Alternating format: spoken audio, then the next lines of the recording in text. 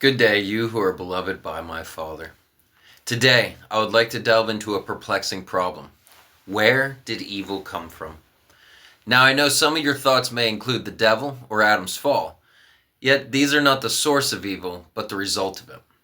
You see, dear friends, evil is not so much a thing as it is a reaction. Let me put it this way. Evil was not created as everything else was. Rather, our text today teaches us something different about everything that was created.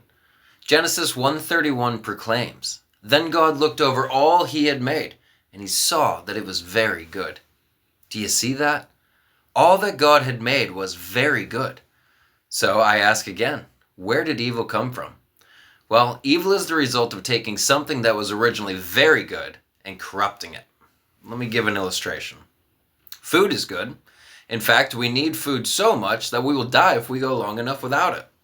Yet, we see the corruption of food permeating our society and causing obesity and sickness due to synthetic ingredients and preservatives that are unnatural for us to eat. Although the backstory to making cheap food was to ensure that no one went hungry again, there lurks behind it a more sinister goal. Greed compels the food industry to utilize less expensive ingredients and increase production volume to maximize profits, often at the expense of our well-being. Thus, they have taken something good and produced evil out of it. And there are many such examples of this. Let's take a look at two emotions that were created to be very good, which we have done a great job of muddying up. Pride and jealousy. Pride was the terrible first sin that entered into creation, as far as we can tell, and is credited to Satan first and then to Adam. Yet pride itself was originally good, for God looked out over his creation and proclaimed it to be very good. In essence, God was proud of what he had made. It was just as he wanted it to be, perfect in every way. There certainly is nothing evil about this sort of pride. When you create a masterpiece, whether it's a painting, a sculpture, or a beautiful building, and it turns out perfectly, you undoubtedly feel a sense of pride that it turned out exactly as you intended. A father's pride is evident when he watches his young children master the art of riding a bike without training wheels for the first time.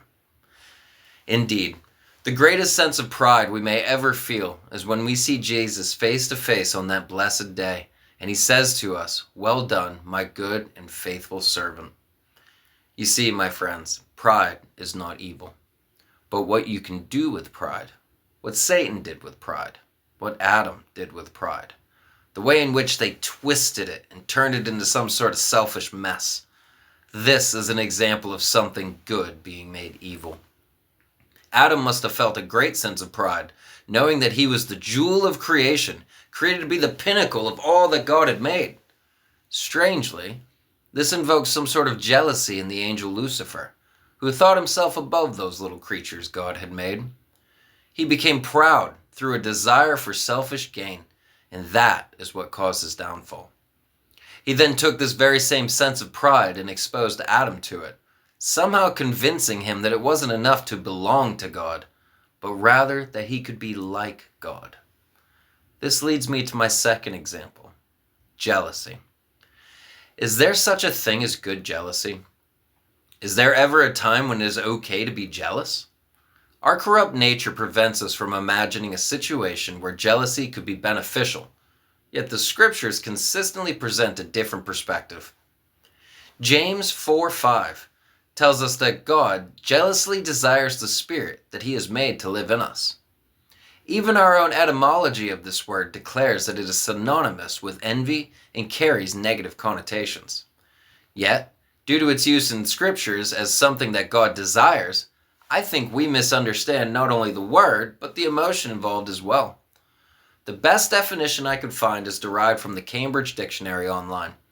It describes jealousy as a noun meaning a feeling of unhappiness and anger because someone has something or someone that you want.